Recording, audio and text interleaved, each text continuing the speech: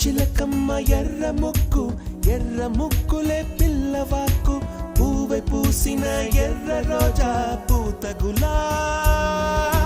పసిపాదం ఎర్రాని రూపం ఉడికే కోపం ఎర్రాని రూపం